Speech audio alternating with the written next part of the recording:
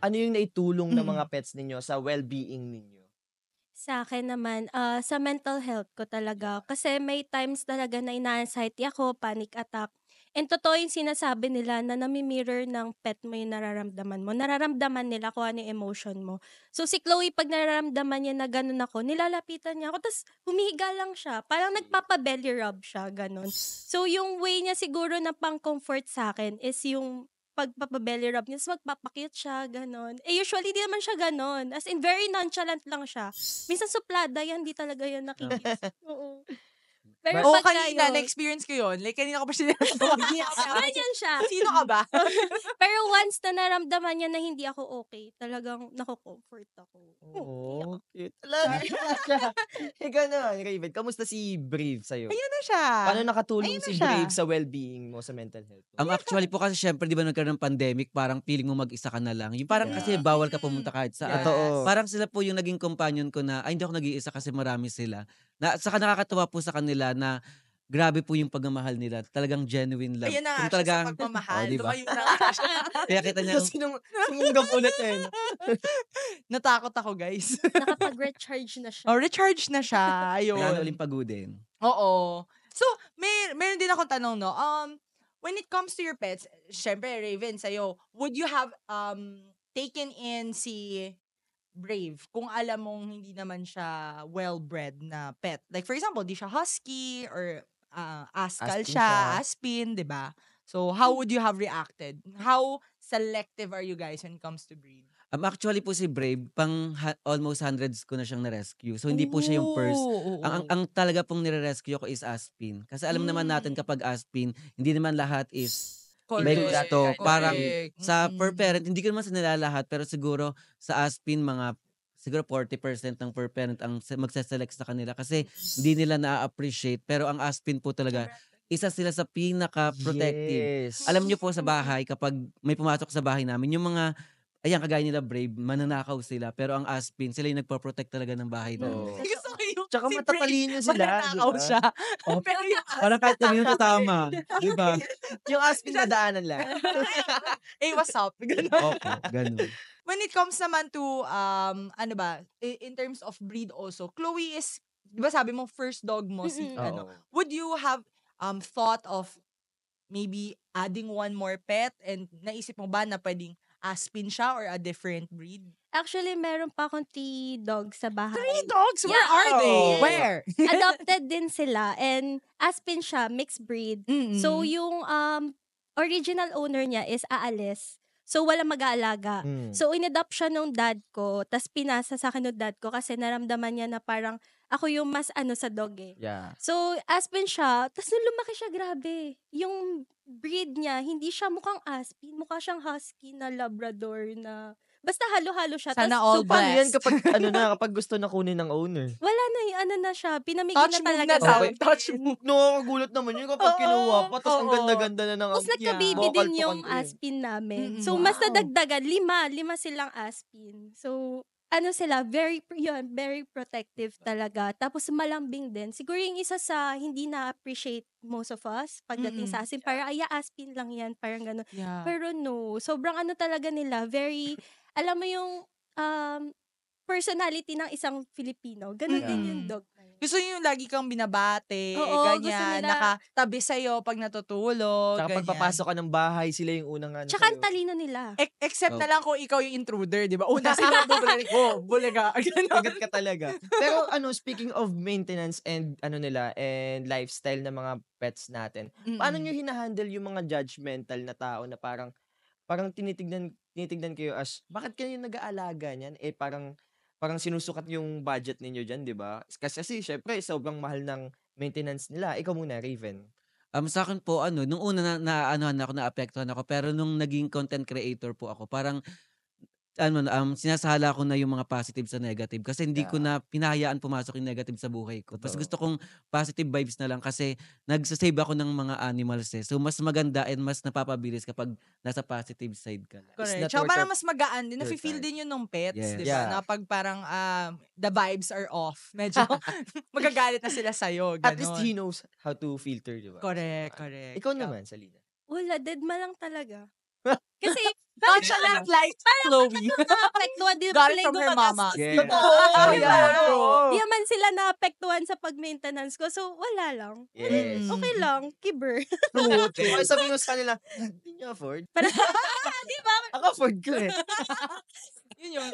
What a way to to keep them quiet, 'di ba? Yeah. No? So guys, when it comes to your biggest challenges din naman as fur parents, what was one thing na foresee nyo magiging problem or may naging malaking challenge na ba kayo with your current fur babies?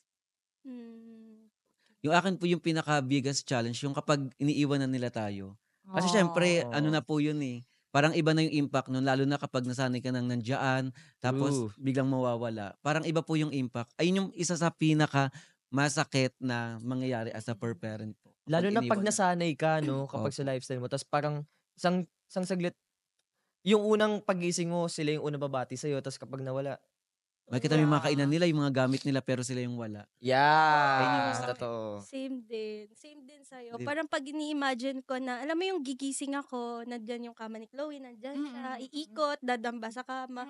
Parang pag na-imagine ko na wala siya, hahanapin ko talaga yung presensya niya. Kasi nasanay na yung katawan Nasanay na natin talaga eh. Oo. eh. Sobra. Yun siguro yung isa sa pinaka, ayokong dumating, pero talagang kailangan paghandaan. So, Yeah. sa tingin ninyo, ano yung positive and negative ng pag-aalaga ng mga pets? Ikaw muna, Raven. Yung positive po, mas magiging responsible ka. Kasi syempre Yeah. kapag may alaga ka, kailangan mo ng pera para masustain. Totoo. So, talagang magiging masipag ka, lahat ng pagkakakitaan, talagang gagawin mo. Kasi sa hindi po nakakaalam, ang pag-aalaga po ng aso, hindi, mas mahal pa siya actually sa tao. Totoo. Kasi pag nagpapa-hospital po ako, isang aso lang, 70 to 80,000. Tas- Mahal, ang Diba? mahal, guys. Tapos ako na-injury ako, yung nilagyan ako ng bakal, mas, alam mo yung mas mura. Tapos ang negative naman, ayun po yung, ako kasi, di ba as rescuer, kapag napagaling ko na sila, tapos darating sa time na pinapa-adapt ko na din. Kasi syempre ayoko maging selfish na kung alam ko namang mas mapapabuti yung buhay nila doon. Oo, totoo. Binibigay ko rin sila. Tsaka para hindi rin maging crowded. Kasi ang dami na, no? 100 na yung Opo. pets mo. Ayoko rin Grabe dumating yan. sa point na, may tumutulong, pero ayoko sa kanilang ibigay yung responsibility. Kasi una, ako yung may gusto nun. Kaya Yeah. ako yung gumagawa ng way kung paano masusustain lahat ng needs ng mga rescue. So, paano ka pumipili ng mga future parent nila? Actually po ako kasi, sa social media ko po, karamihan naman, parang 90% is mga dog and cat lovers na kaya hindi ako Mm. nahihirapan. Ang pinipili ko po sa kanila, once na, kasi di ba ang aso kapag may sakit, wala namang kumukuha. Totoo. May iba po dun, kaka-adapt ko lang sabihin, kahit may sakit yan, gusto ko siya. So, We? ibig sabihin, gusto niya po yung Cute. responsibility, siya po yung pinipili ko. Pero bago ko po ibigay, yung magaling na talaga. Oo. Pero alam kong kahit magkasakit siya, aalagaan pa rin siya. Oo. At least andun na yung thought na gusto niya Yes. talagang alagaan. Ikaw naman, Salina, ano yung positive and negative ng pag-aalaga ng mga pet? Yung positive yun, kagaya din ni Raven na para magiging responsible ka. Plus, matututo ka ng time management. Kasi syempre, we have work, we have personal life. And talaga kailangan mong hatiin yung oras mo sa family mo. Eto medyo, gusto niya yung attention sa kanya. So, nag-aalalaan talaga ako ng day na para sa kanya lang talaga. And doon ako natuto na maging hati-hatiin talaga yung oras ko. Tapos, lagi ko siyang kasama pag aalis. Pag nagmamotor kami, kasama ko siya, ganyan. So, siguro isa din talaga sa naging impact sa akin sa pag-aalaga kay Chloe. Oh, Biker girl cute. pala si Chloe. Yes! So, attention seeker siya. Attention seeker. talaga. Only child syndrome po siya. Ito din si Brave. Kaya paikot ng ikot. Yes? May gusto ka bang sabihin, bebe? Diba? Ayan, wala siyang gustong sabihin. And with that, yun nga, gusto ko rin tanungin, ano naman yung mga, di ba, we talk about how do you handle mga naysayers, Bashing, yeah. bashing, ganyan. Ano yung pinakamabigat na criticisms na narinig nyo na from people who may or may not have ambag with your babies? And paano nyo siya dinil? Bukod sa pagiging nonchalant, syempre. Yes.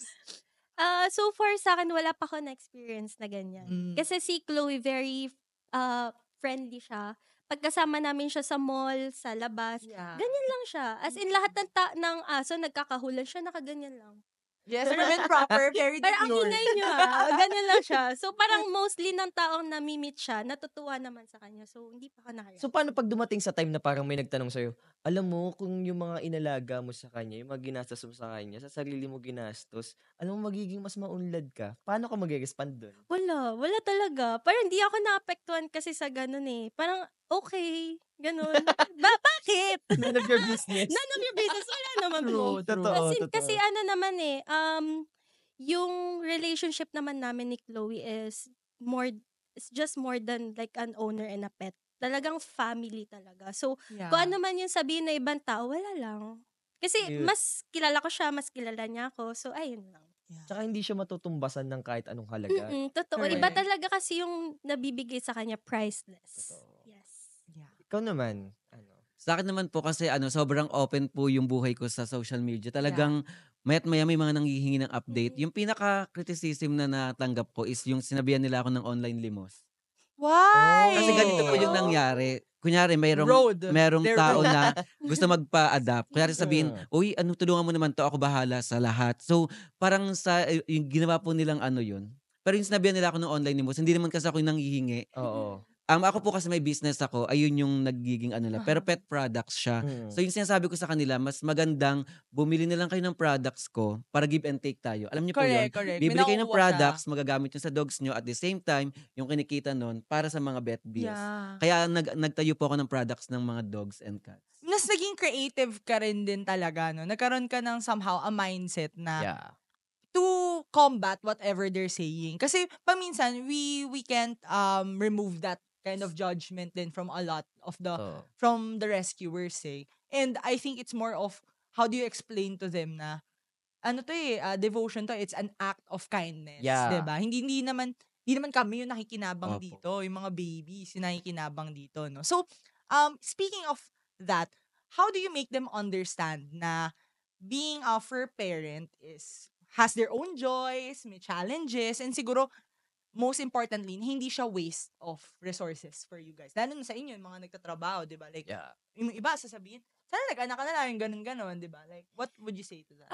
For me, I'm super, super blessed. Kasi nung pinapalaki ko naman si Chloe, lahat naman ng taong nakasurround sa akin is per parent din. Yeah. So, siguro isa din sa naka-encourage sa akin or maka-influence kasi meron din po akong social media account. So, mostly, nag-aano din ako ng pets, ayan.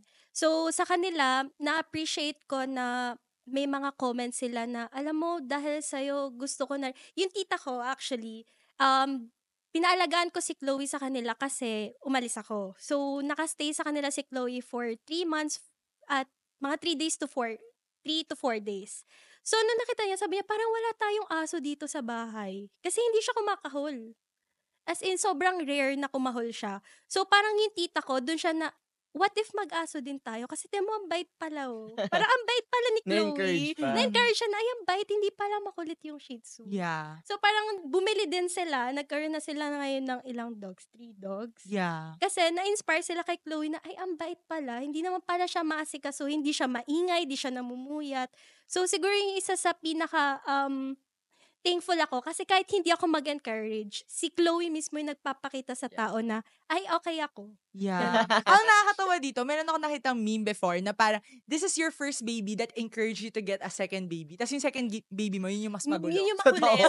Yung parang, napakuha ko kasi, well-behaved, ganyan. Okay Actually, naman totoo. pala, ganun. Tapos pagdating ng second mo, gulo-gulo na ako. Ba't ganito? Actually, Diba? ganyan Ako yung na lang tita pala. ko. Nakuha niya makulit. Ayun lang. Sabi niya, pag Parang si Chloe, nagsisi siya. hindi naman ganyan. Hindi naman kasalanan ni Chloe, yun decision po natin yun, no? Saka, Yeah, Yeah. go. tsaka sa kanya-kanyang personalities din ng dog, di ba? Mm-mm. Oh. Yeah. Swerte lang Pag talaga. sinuwerte ka, swerte ka. Pag malas.